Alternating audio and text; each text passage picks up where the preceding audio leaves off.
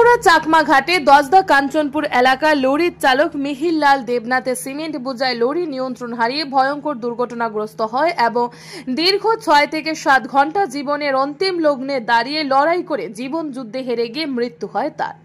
এই ঘটনায় প্রশাসনিক ব্যর্থতার নগ্ন চিত্র ফুটে উঠেছে সম্পূর্ণভাবে। এরই প্রতিবাদে এবং প্রশাসনের ব্যর্থতাকে আঙ্গুল দিয়ে দেখিয়ে দেওয়ার জন্য সিপিআইএম তেলিয়ামুড়া মহকুমা কমিটির পক্ষ থেকে কালো বেজ ধারণ করে এক মৌন মিছিল সংঘটিত হয় তেলিয়ামুড়া শহরে। অন্যদিকে অল ড্রাইভার ওয়েলফেয়ার অ্যাসোসিয়েশনের উদ্যোগে চাকমাঘাটে অসম আগরতলা জাতীয় সড়ক অবরোধ করে বিক্ষোভ প্রদর্শন করা হয়। মূলত তাদের দাবি ছিল লরির চালক মিহির লাল দেবনাথের মৃত্যুর ঘটনা সুষ্ঠু তদন্ত। পরবর্তীতে প্রশাসনিক আশ্বাসে প্রায় 2 ঘন্টা পর মুক্ত হয় জাতীয় সড়ক। তবে লরির চালক মিহির লাল দেবনাথের মৃত্যুর ঘটনাকে কেন্দ্র করে চাঞ্চল্য ছড়িয়েছে গোটা তেলিয়ামুড়া মহকুমায়। Bureau report R E. ধর্মনগর। গতকালকে আপনাদের মাধ্যমেই আমরা সোশ্যাল মিডিয়ায় জানতে পারলাম তেলিয়ামুড়া মহকুমার চাকমাঘাটে লরি বোঝাই ট্রাক নিয়ে লরি চালক মিহির লাল নাথ গভীর রাত্রে তার দুর্ঘটনাগ্রস্ত হয় এবং সেখানে উনি অবরুদ্ধ হয়ে যান। রাজ্য সরকারের প্রশাসনের চরম ব্যর্থতার কারণে গতকালকে সকাল আনুমানিক 7টার দিকে উনি প্রয়াত হন। আমরা সিপিআইএম তেলিয়ামুড়া মহকুমা কমিটি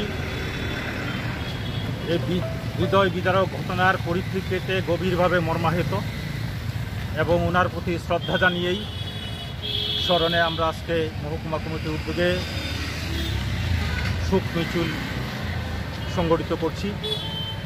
ওনার স্মৃতির প্রতি শ্রদ্ধা জ্ঞাপন করছি এবং পরিবারবর্গের প্রতি সমবেদনা জ্ঞাপন করছি। রাজ্য সরকারের প্রশাসনের চরম ব্যর্থতা, গোটা রাজ্য আজকে ভয়ঙ্কর একটা পরিস্থিতির সম্মুখীন। বর্তমান সরকারের মুখ্যমন্ত্রী বারবার বলছেন যে ডিজাস্টার ম্যানেজমেন্ট সর্বদা তারা প্রস্তুত, কোনো ঘটনা ঘটলে, কোনো অ্যাক্সিডেন্ট হলে সঙ্গে সঙ্গে তারা ব্যবস্থা গ্রহণ করবেন। কিন্তু গতকালকের ঘটনায় আমরা দেখলাম